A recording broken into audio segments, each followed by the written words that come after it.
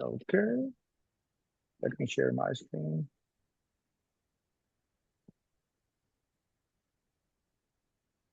Okay. Jameela, if you can confirm if you can see my screen. I can. Okay, okay. Good afternoon, everyone. And I'll see people are joining as we speak. So I'll start. And thank you for joining in. Today's session, as you can see on my screen, is AI for Graduate Studies with Kent State University. But before I go and introduce our esteemed guest, let me tell you a little bit about what we do, what Education USA is, and give me 1 second. Yeah. So uh, Education USA is a global network under the Department of State, made up of more than 400 advising centers in more than 175 countries. And of course, we are your official source of US higher education, where we provide updated, comprehensive, and of course, unbiased information regarding studying in the United States. In Pakistan, we are part of USCFP, United States Educational Foundation in Pakistan, which is also a Fulbright Commission of the country. USCFP promotes mutual and cultural and educational understanding and exchange. We have offices in Islamabad. We have offices in. Uh, give me 1 second. I have these messages on my. Yeah. So we have offices in Islamabad, Karachi, and Lahore, and we provide variety of services, advisory services to our student. Generally, it's available for public. The variety of services include, but not limited to, of course, one-on-one advising. We have free in-house and virtual sessions such as this, which you're witnessing. We have free workshops on GRE, on SET, and of course, people who come to our building. We also share spaces with Lincoln Corner or American Spaces, and they have access to our digital library as well. And of course, one of the major things that we do is we connect students to US higher education institutions, such as Kent State, for this webinar. And we are found online. So if you haven't done so, you can register for our free Education USA advising services today by going on educationusa.pk/register. And if you have any question, queries, or comments about higher education in the US, and if you want to study in the US, be bachelor's, master's, or PhD, you can give us an email at islamabad@educationusa.org. We're active in social media as well. So you can find us by using hashtag Education USA Pakistan or hashtag USCFP. And these are our handles, and you can find us online. This session is being recorded as well, and we will upload that in our YouTube channel, and you can view it later on as well. And now it's my pleasure to introduce our esteemed guest, our main speaker. Our speakers for today is Jameela Abdullah, who is Associate Director of International Admissions at Kent State University. Jameela is originally from Toledo, Ohio, and holds both bachelor's degree in communication and master's degree in education from University of Toledo. She has a strong passion with working with international students, and her role has given her an opportunity to connect with students and communities around the world. She works closely with students from the Middle East and Pakistan and brings valuable experience in helping international students understand the US university experience and navigate their educational journey. On the lighter note, I must add, Jameela is also a fan of good coffee. I read you up, Jameela, and cooking new foods, and of course, apparently very friendly squirrels on Kent State campuses. So, it's a, I would love to hear more about that. And of course, we have Dr. Hassan Faravi, professor of computer science at Kent State University, and also coordinator of graduate studies for computer science, data science, and artificial intelligence. Dr. Hassan received his MS and PhD in computer science from University of Oklahoma. Before joining academia, he worked with the chief architecture group at AT&T Bell Labs, contributing to the development of broadband network and the internet backbone. So pleasure to have you both. And Jameela, I will stop sharing my screen from here, and you can share your screen from now on, and the floor is yours. All right. Thank you so much. So let me get my screen shared. And as she's sharing her screen, just a little note, we will have a Q&A session at the end of this program. So just you can type in your questions at the Q&A box and I will answer them. I will have our panelists answer them in the order we receive them. So yes, you can write your questions and we'll ask them at the end. So Jameela, take it away.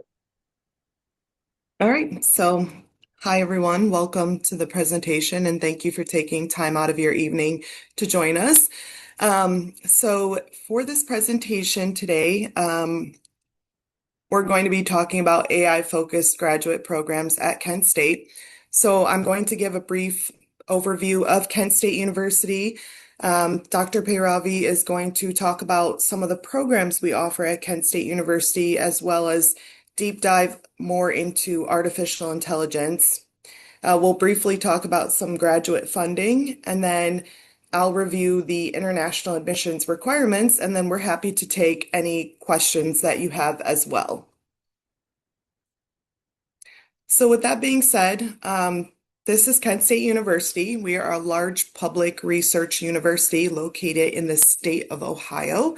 The university itself is located in Kent, which is a college town, very safe, and located within a reasonable distance from Cleveland, Ohio. So if you haven't heard of Kent before, you might have heard of Cleveland.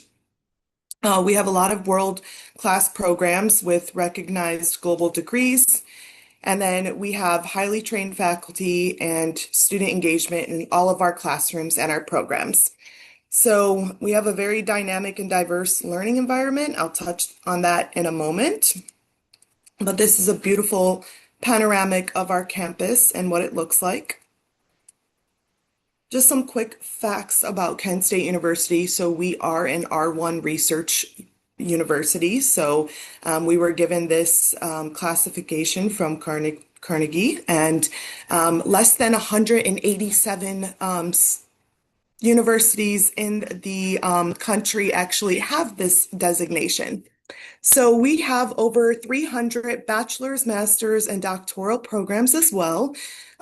We have programs in almost every area you can think of, from aeronautics, engineering, architecture, fashion, business analytics, and of course, computer science and artificial intelligence. Right now, we have over 1,500 international students that are studying from over 99 countries, and we have a fairly large population of around 40 students from Pakistan. So they make up the 10th largest number of students from a country at Kent State University. So recently, we also received a ranking as the best college town in the state of Ohio. So a lot of our students really just appreciate and enjoy the atmosphere that we're able to offer, not just on our campus, but off campus as well, and in the local area. So I'm going to now turn it over to Dr. Peyravi, who's going to talk more about our degree programs, and we'll hear what he has to share moving forward.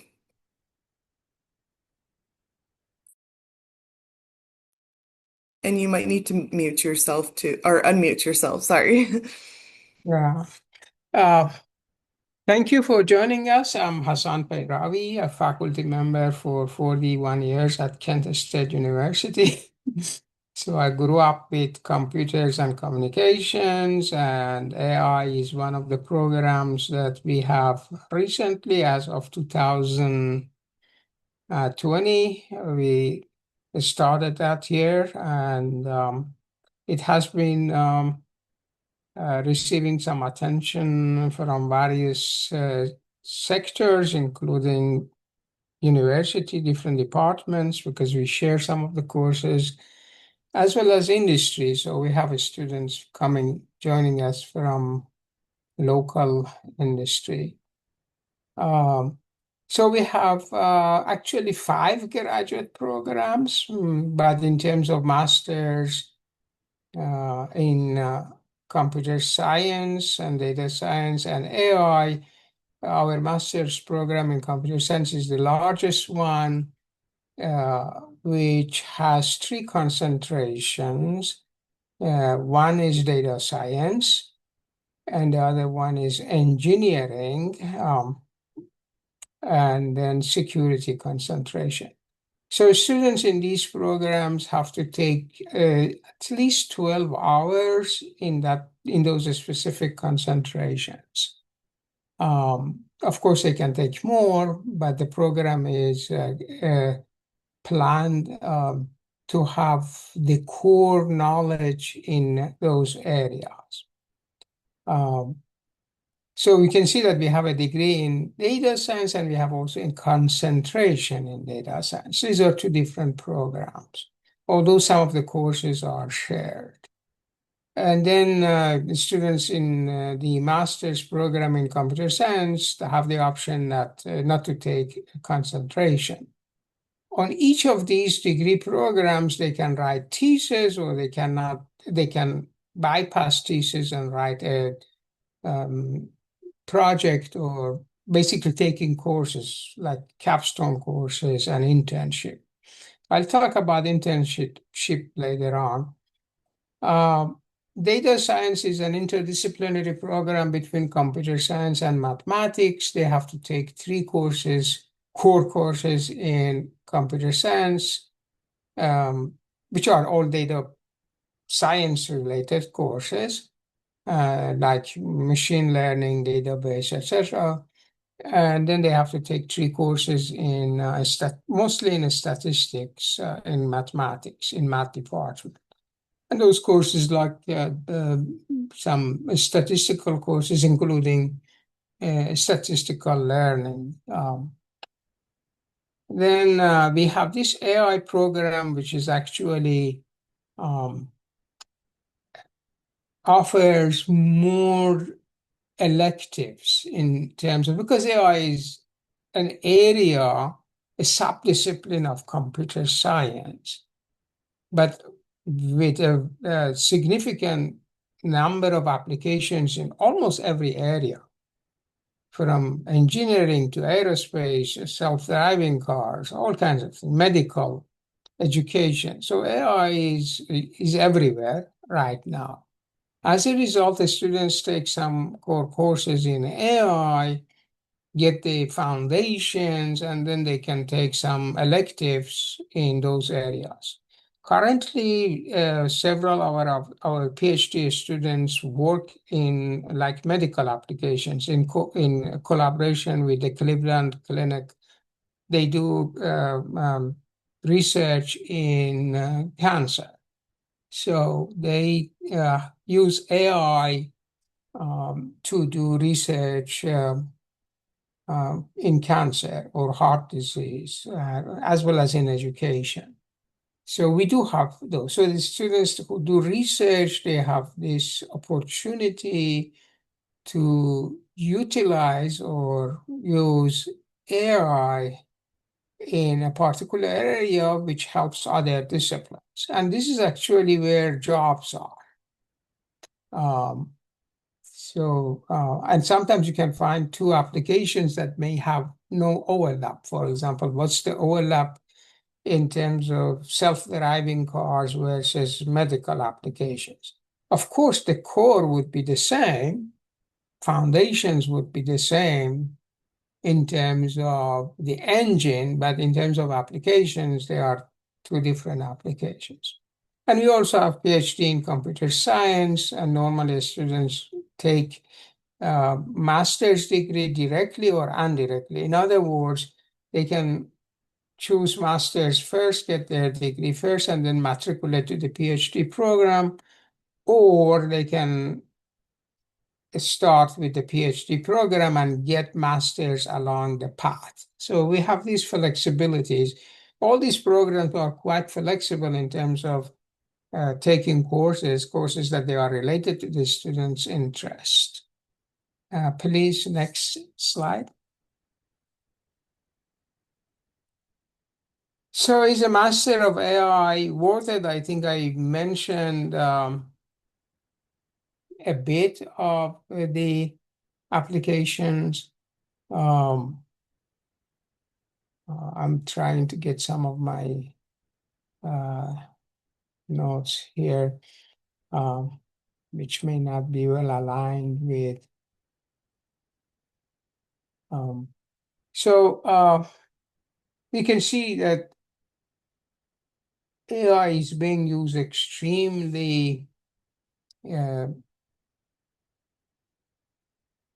wide in different areas, as I mentioned. Here, we put these things together as flashing point for the program. And probably you can see that these days they are generating movie characters, etc., all with AI. The question is that do I want to choose this area as a sub-discipline of computer science? Probably um, useful if you try to move away a bit from core computer science, like engineering aspects of it, into application, because AI is basically an application. Of course, we make chips, computer chips specific for AI. Actually, that's what the government is spending a lot of money. Especially there is one program in Ohio, they are building a chip design close to Columbus, Ohio, for these AI applications. In the past, originally during my time in the college, we used CPU for AI, which were quite slow. And then we moved to GPU, which is a graphic card that on your computer does the computation. And now we are developing a specific, unique chips to just do AI, because AI is a very computationally intensive set of instructions. So you write these codes that they are mostly combinatorial. They have to go through various loops and patterns in order to find a solution to an AI problem.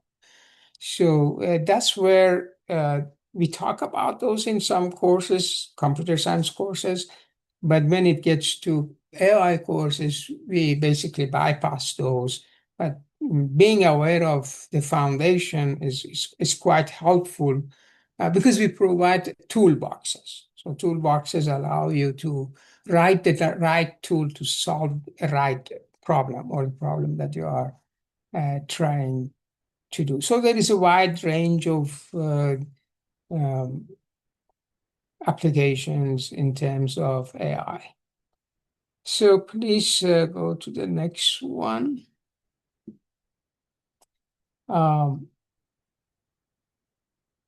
So you can see here that we have basically two boxes here.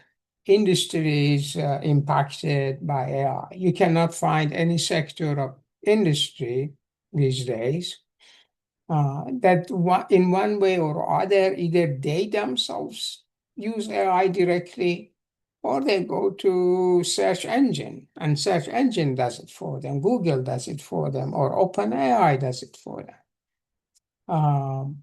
So healthcare is one of the top areas that in terms of funding, for example, NIH, NSF, they fund these things in terms of research. Businesses use these things for whatever financial marketing, etc. And then there are a bunch of examples you can see on the right side that we are using that for manufacturing.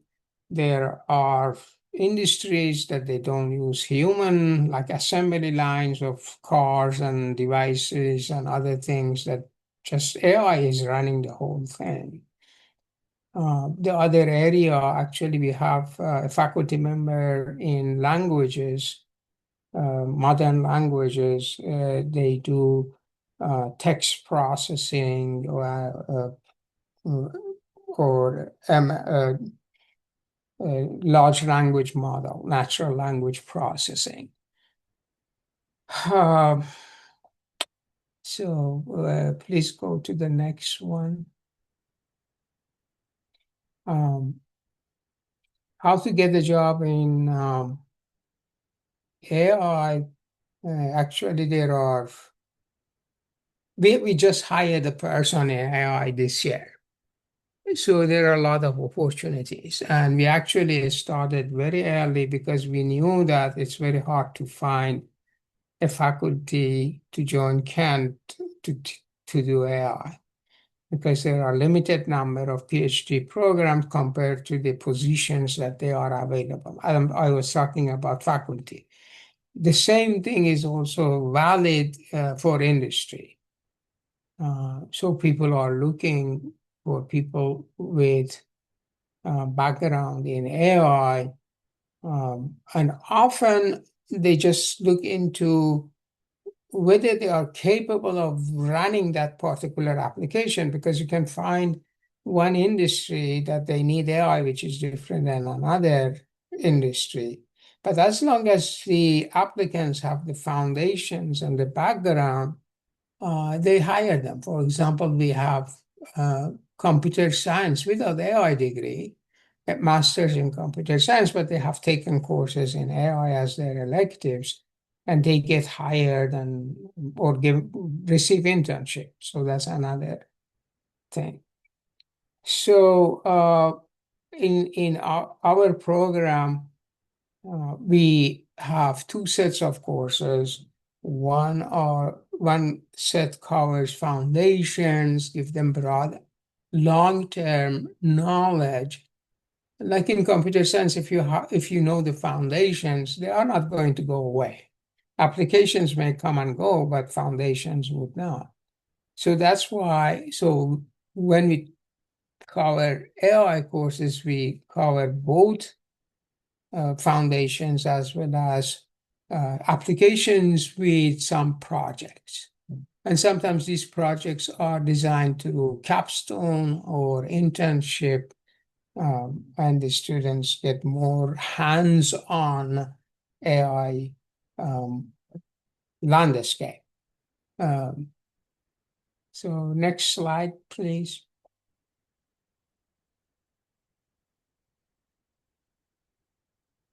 So how to get a job in artificial intelligence. Please note that these numbers, like 126,000, that's just a sample.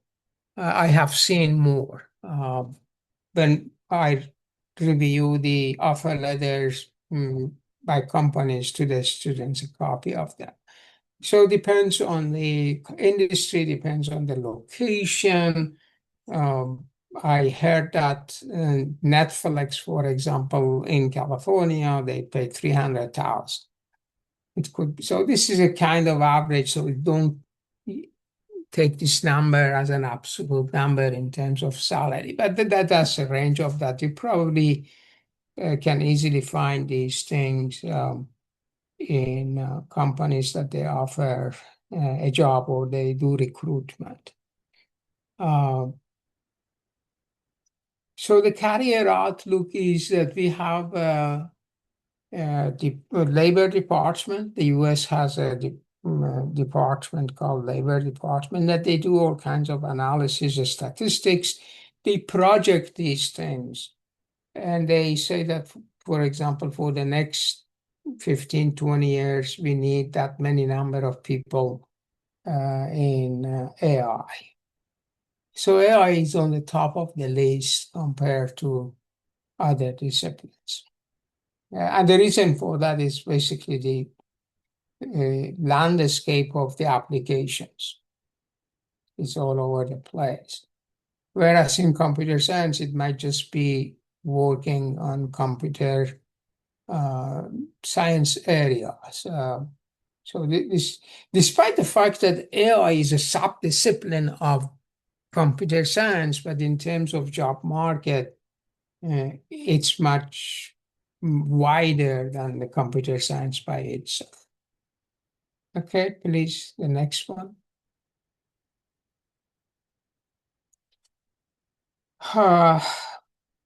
So in this slide, I have some notes about the masters in computer science, that we offer some contents in intelligent analytics.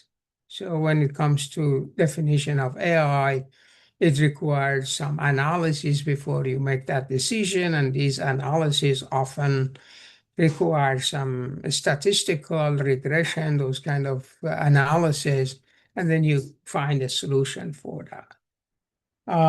We have examples of home and communities, smart communities, smart homes, etc., and we have robotics. We have, and in our undergraduate program, we have a concentration in robotics.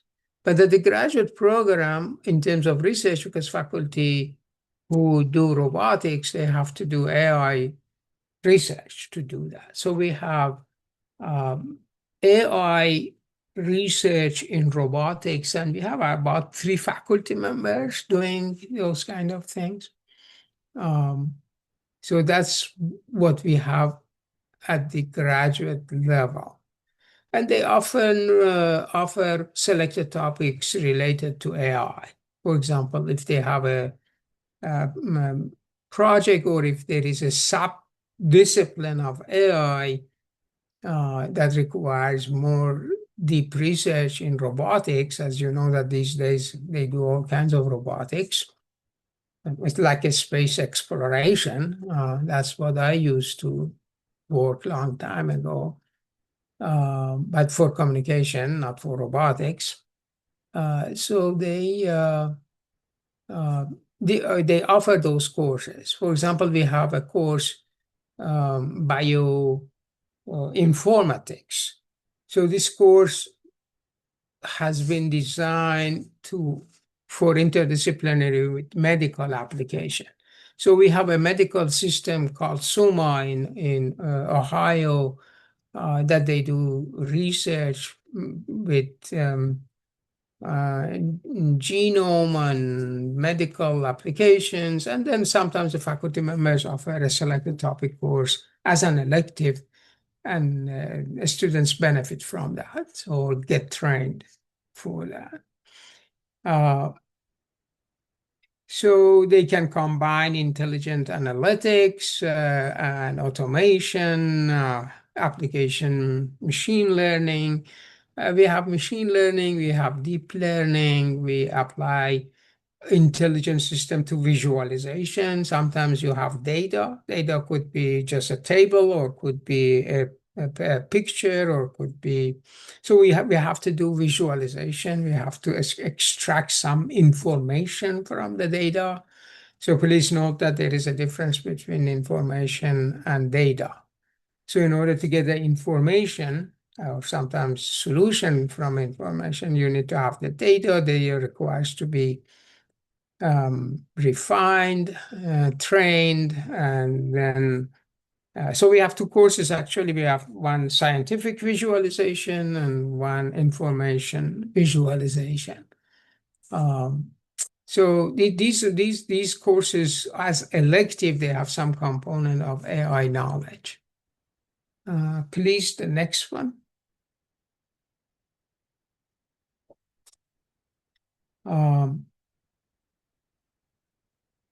So we at Kent State, we have a lot of resources available through library, through both departmental as well as central library, and we can explore those opportunities. And there are also, this is something that I get a lot of requests from applicants. What are the job opportunities at Kent State when they join? I'll talk about those things momentarily. One option is that other departments may have some projects, because they do some kind of AI in business analytics, in business school, or in even modern languages, they do some AI. And sometimes they hire our students to do the programming. They develop the um, model. So that's what I can say about on this slide. Yes. In terms of graduate funding, this is again something that the students, almost everyone requests for that. I'll give you a little bit of background. So I mentioned that we have 3 master's program and 1 PhD program of that we need to support both education and research in those courses.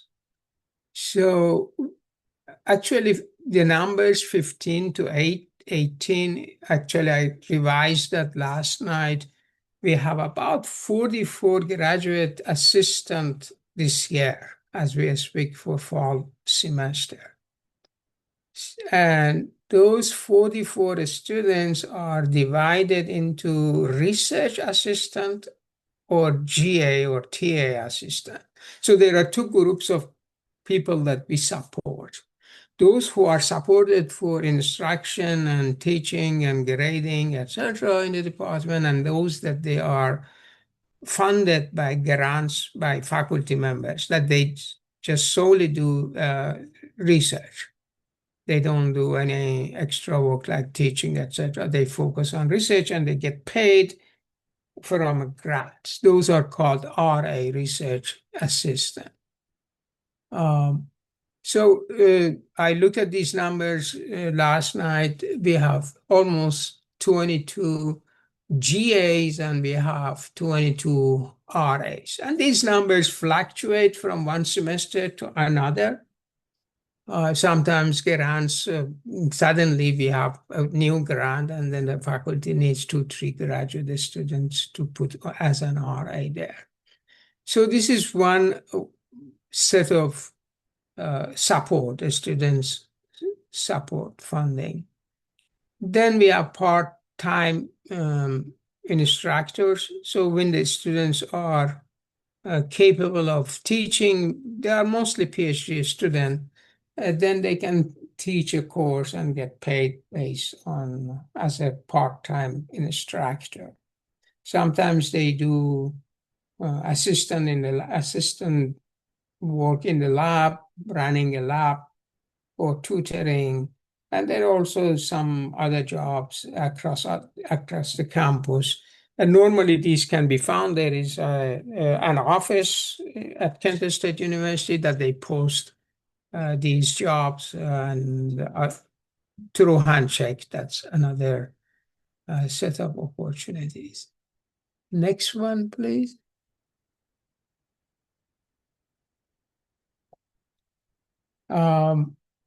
So this OpenAI planning, Jameela, do you want to talk about this or I should talk about it? I think either of us are fine. I just thought it would be nice to highlight that the state of Ohio is making investments into AI, and as a state, there will be most likely an uptick in jobs available to support all of this infrastructure that's being built in Ohio. I don't know if you have anything to add, but I think it's a positive thing for students who are looking to work in the industry, that we are one of the top states that's putting money into these data centers, and this is going to be large in the next couple of years as well. That's good, thank you. Did you want to add anything? The things that I can add to it is that generally these companies do they are less application oriented. What they do is that they build, for example, chips, they do modeling, they do software. So it's a kind of an umbrella of providing the necessary tools that companies can use for economic growth because of the competitive land that we have between different countries or between different companies. Those companies that they can do better job and using AI, of course, their margin growth is higher. So the government supports these things and they provide funding to develop these tools. So that's what we have. So they normally hire students as interns. So that's a very good opportunity. Actually, I handle the CPT and OPT, those kind of things. So I see their offer letters that they go there and then they get an intern job in these places, and then they build up their resume to uh, stay there or go somewhere else. That's what I can add. Thank you. Thank you. And so thanks so much for giving us all that information about the programs and what we offer at Kent State. I'll hop in at this point and kind of go over just some of the admissions requirements. So for those of you who are interested in applying to Kent State University, we have our application, which is open right now for spring and fall semesters for 2027. So now is a good time to start exploring the requirements and asking us questions if you're looking to apply. We encourage applicants to apply as soon as possible just to avoid any delays in the processing of your application, but also if in case you need to upload additional documents and whatnot. Typically, we have the application again online, and it does require an application fee payment. But if you attended this webinar today, we're happy to waive that application fee for you. Uploading your documents, you will be required to give us your official transcripts. Typically, the program would like to see a minimum 3.0 GPA on a US 4.0 scale and some prerequisites in mathematics. You do need to upload English language proficiency scores. So Kent State is pretty flexible. We accept TOEFL, IELTS, Duolingo. We do not accept medium of instruction letters, so you do need to have a valid English test score as part of your graduate application. The program does ask for GRE scores, recommendation letters, 2 to 3, depending on which program you're applying to, and then a resume and a goal statement. So those are typically everything you can upload directly to your admissions portal. And what international admissions does is we conduct a credential evaluation. So you don't have to send your documents to any company. We take care of that for you within our office. And then what we do is we send your application to Dr. Peyravi and his team so that they can make a final decision, which depending on the time of the year, it can be pretty quick or take a little bit longer, just again, depending on where we're at in the application cycle. Do you want to add anything to that as well? Are you asking me or? Oh, yeah, sorry. Yes, Oh, do you okay. wanted to add anything about requirements? Sometimes we waive GRE based on academic um, strength.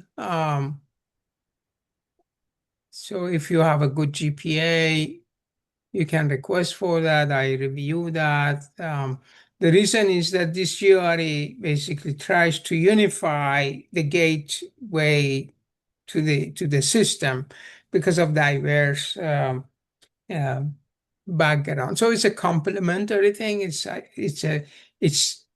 it's one of the criteria, not the only criteria, but sometimes we waive it if the student is if it is strong.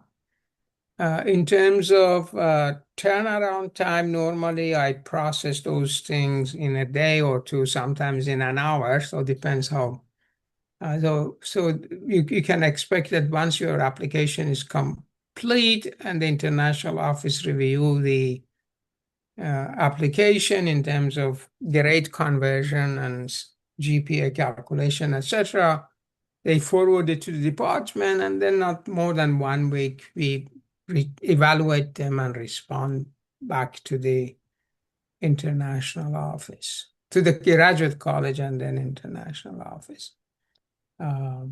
That's what I could add. Thank you. Yeah, and just an overview of our tuition and fees. I know Dr. Perav, you talked a little bit about funding, but for those students who may not get funding, I did just want to highlight what our graduate programs look like. So our tuition and fees are listed here at around roughly $21,000 for 2 semesters, which is 1 year. We do have our living expenses and other expenses estimated out. So this includes health insurance, books, just additional fees.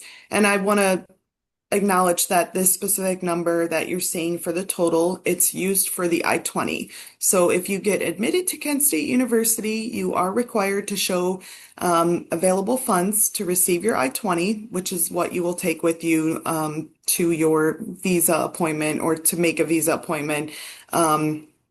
We don't require you to provide any financials at the time you submit your application. So this is something that you do after you're admitted to the university and you have a better idea of how much funding you might be receiving, if you're receiving any. But if not, that is the total that you would be expected to show at the bottom of this screen under the graduate column. And I just want to say thank you all for joining this presentation. I hope you learned some valuable information. Now we have an opportunity for Q&A, and I think Nasser is going to kind of guide us with what questions we're able to answer, and we'll take it from here. Yeah, thank you, Dr. Hassan. Thank you, Jameela. So the first question, by the way, I learned quite a bit, and from an expert in the field, Dr. Hassan Paravi. It was a pleasure. So let me go over the questions, and I have filtered some of them out. I've answered a few of them. So first question is, can a social science major like liberal arts and media studies apply for a CS-related master's, for instance, a bridging degree program into data analytics? Very good question. We get some requests along those lines. Generally, given the fact that graduate courses, we teach tools, is all right. So these tools require some fundamental knowledge in computer science. And fundamental knowledge in computer science sometimes relates to a little bit of mathematics. When I say mathematics, these are basically statistics or applied math, like discrete mathematics, things like that, how graphs work, how trees work, with the way that we manipulate data, etc. So we do have people from social sciences, actually. We do have students in education or modern languages, that because modern languages are the one that, like, they do text processing, and these AI tools that they write books and articles for you. So because these are related to languages. So we do have those, but they come to the department as a conditional student to take some prerequisite courses, because without having those courses, they cannot take graduate courses. So we handle them in 2 different ways. One is that we tell them that, oh, this is your transcript, you are from social science, but you want to do AI. And in order to take this course in this degree program, you need to have this minimum knowledge in these topics. So we say that, oh, you have to take data structures. Because if you talk about AI, you need data. if you need data structures. You have to store them somewhere in some fashion. So we teach them, we ask them to take some of those courses as conditional admission, or just take those courses and come back and apply. Got it. Does Kent State provide fully funded research master's opportunities? I'm sorry, what's the question? Does Kent State provide fully funded research master's opportunities? Yes, in a limited way. Let me explain that. When the research funding comes, normally they come from National Science Foundation or from NIH, National Health Institute, or they come from industry. And these funding are very specific for some targeted research. So depends on the grant. Sometimes the faculty, when they write a grant, they list PhD students. Sometimes they list simply graduate students. But in our department, we have about maybe less than 5 master's students that they are doing research with the faculty, and often we encourage them, or the faculty encourage them to go to PhD program, because we do have masters with thesis, and when you write thesis, it means research. If it's non-thesis, it's not research. So the answer to the question is yes, but in a limited way. Majority of our research students are PhD students. In Kent State, what is the approximate stipend range for TA or RA in masters? Very good questions. We have 3-tier stipend. It's on our webpage. 17,500 for the master's or initial state of the graduate program. If they are a PhD student, they have to take the prelim exam. And once they pass the prelim exam, this stipend goes up by 1,500 or something like that, close to that. And once they pass the candidates exam for the PhD, that's going to go up to 20,000 or something, close to that. But the exact numbers are on our webpage. I can pull it up, but okay. You can assume that the range is between 18,000 and 22,000. Okay. This question is Jameela for you. I have created my application on different Gmail account. However, I think he's talking about Kent State application. However, I'm attending this session from a different account. Both Gmails are on my name. Can I use this code on that account? Yeah, you can just contact me directly, so I can leave my email in the chat, and then we can work with you.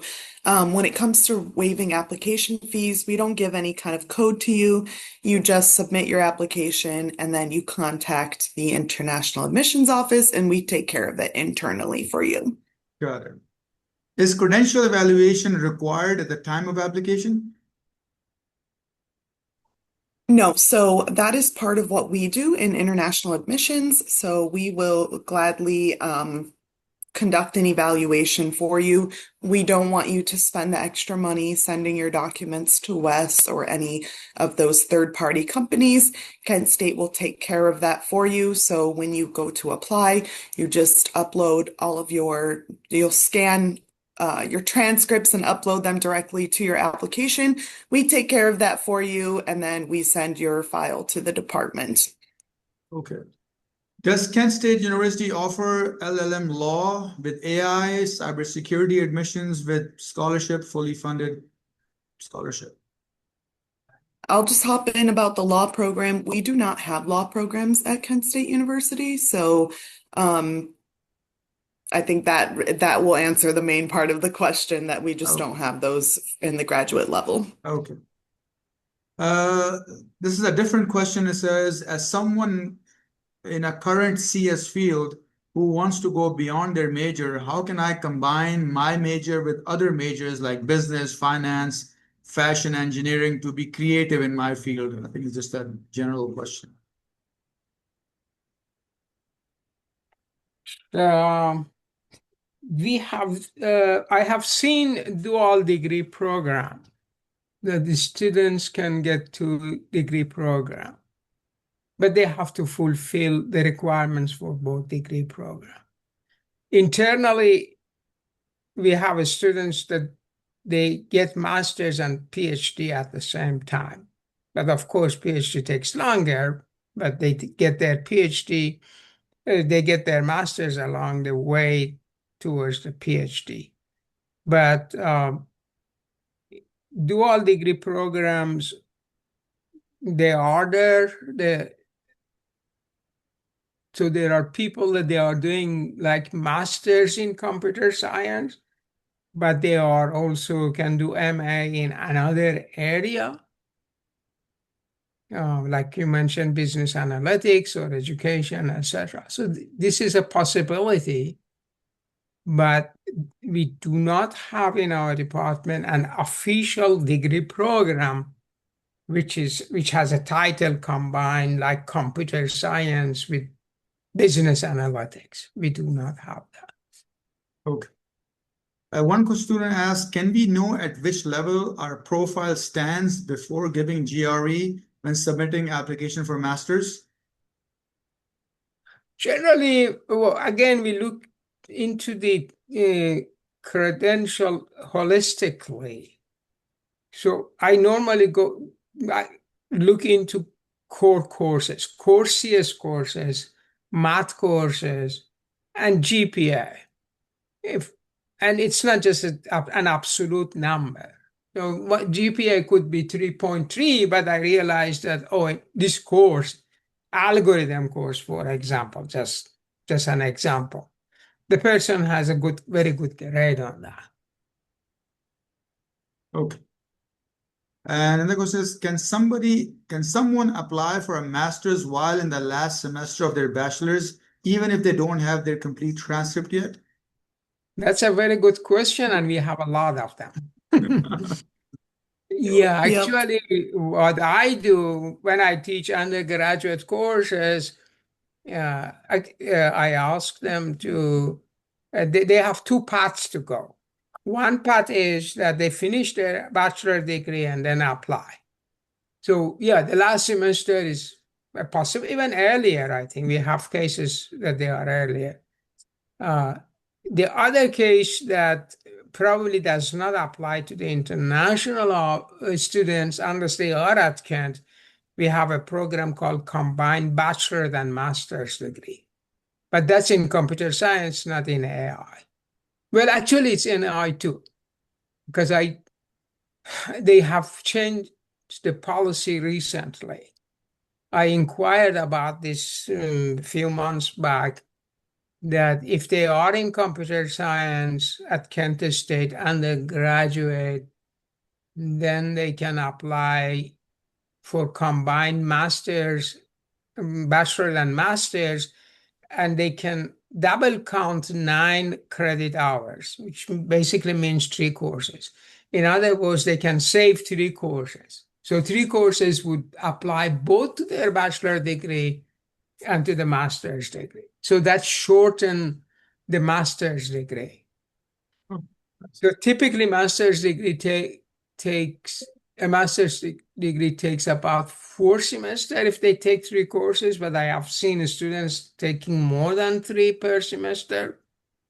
So majority of our students finish their degree program in 3 semesters.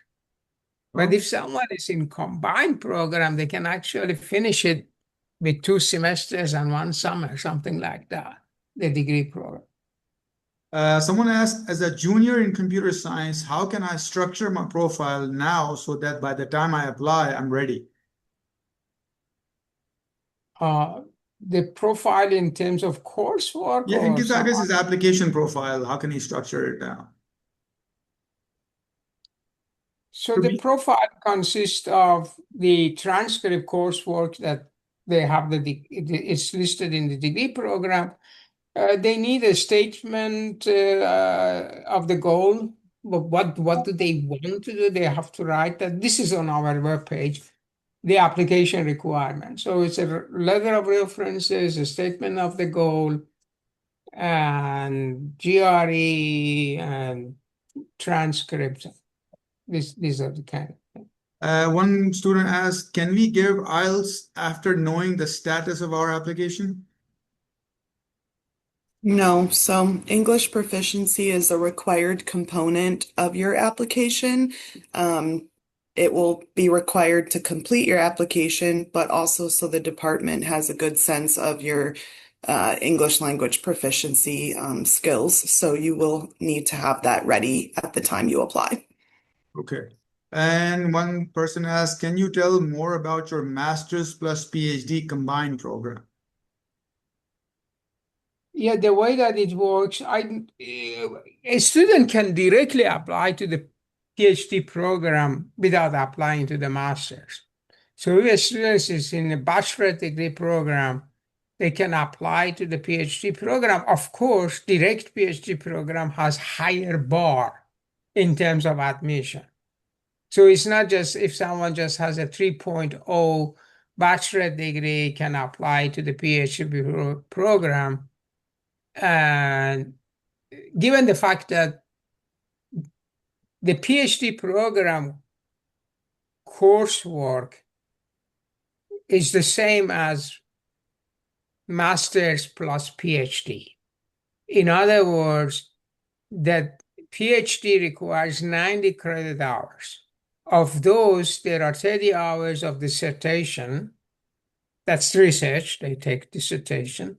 So in terms of coursework, you are talking about 60 credit hours. So 60 credit hours have to be taken. Now, if you want to do direct without masters, you take 60 hours of coursework and then start writing dissertation.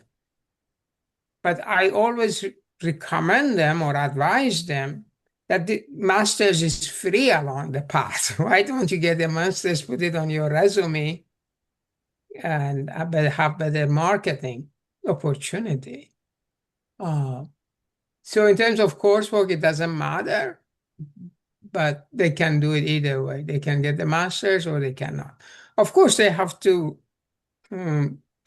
meet the degree program requirement. For example, if they have masters, they need to do capstone or they need to do thesis or they have to take this course or that course. So they have to meet those things, but they can combine that. Okay. What should be a solid GRE score to stand out? Actually, the GRE, we intentionally did not specify the number there. Okay, because we look into the file holistically. Sometimes GRE, for certain countries, sometimes the verbal part may not be as high because it relates to English. Let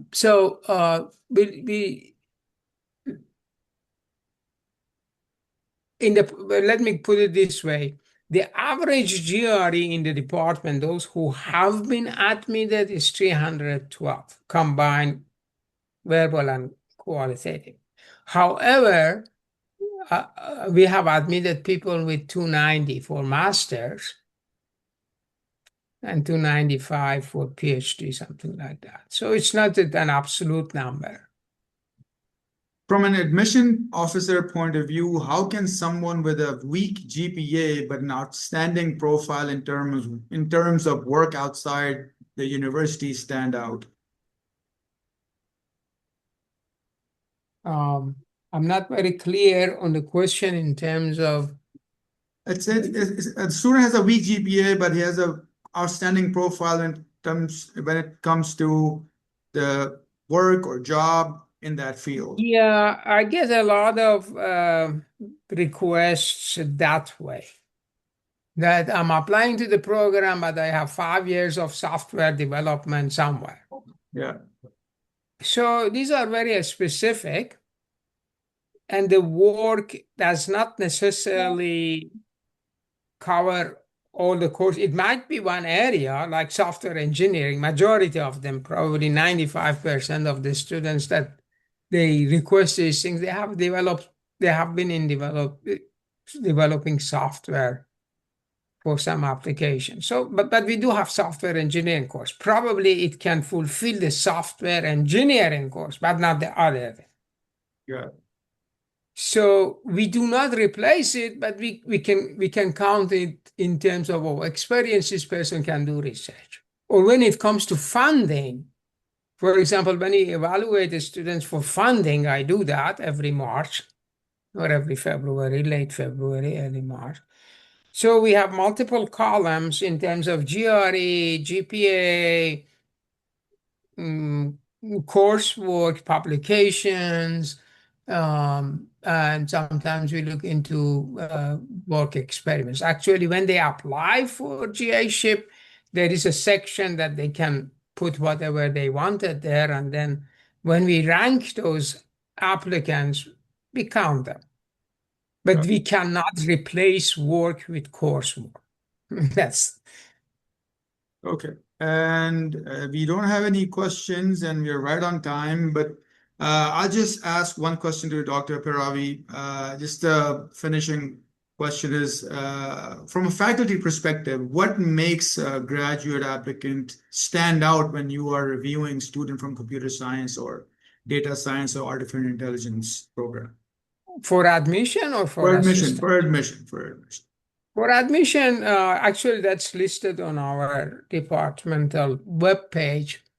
For example, if someone has a grade C or D in some other courses, I don't care. Okay. But we look into core courses like CS1, CS2, Calc 1, Calc 2, discrete math. These are foundational things. I mean, if someone doesn't know how matrices work, they cannot do even AI, because AI is nothing but a table of data.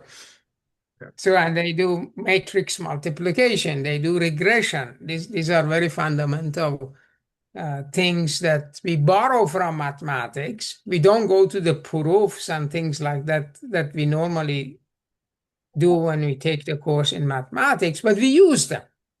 We use matrix multiplication. So so we are looking at whether this person has these, at the minimum, they have these things to carry on. We don't want the students to fail. Got it. Got it. Thank For you. example, in data science, I just give you an example, because we have data science here that they have to take 3 courses in mathematics. So the math department approached me that these people that you have admitted to the data science program, some of them, they are not doing well in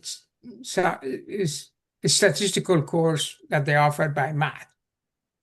Because this is a mathematics course, is that right? So although it's tailored for data science, but they have to cover certain things. And if the students if they are not prepared for that, and by the way, we have about 50% of our applicants, they have degree in computer science and engineering, which they are ready. I don't see any problem with that because these are very general. So if someone has a degree in computer science or computer engineering, they have the courses because they follow the curriculum of ACM, that's fine. But we have the students in electronic and communication engineering, mostly from India. And these students, they have courses in hardware, but they never took courses like in operating systems or in algorithms that they are required. Now, what we do there, we either strongly recommend them to take those courses or we make it conditional. Normally, we don't make them conditional, because if they are conditional, then they have visa issues. So the consular may not give them a visa if they are conditional. They say that if not, are you going to deport this person? So sometimes we write it in their portfolio that we strongly recommend the students to take this course. And then when it come to me for advising the first semester, I say that go take this course, which counts towards the degree program, but it makes them ready. So we have a set of diverse, when you look at the applications, they are very, very diverse. Jameela, you wanna type your email address for our audience in the chat room, in the chat? Yep, I'll go on ahead and do that. I will drop my email in, but anyone who's attended this presentation, once I get the list from y'all, Yeah, I will send a follow-up email with more information about claiming that code as well. So got it. And I'll give you the list at the end of our session of those thank you. presented. Thank you so much, Dr. Peravi. Thank you so much, Jameela, for giving such an informative session for audience. The email is jabdul1@kent.edu. And thank you all for attending. And you guys have a great day. And for audience, you guys have a great night. Thank you so much. Take care. Thank you. Bye-bye. Thank you. Bye.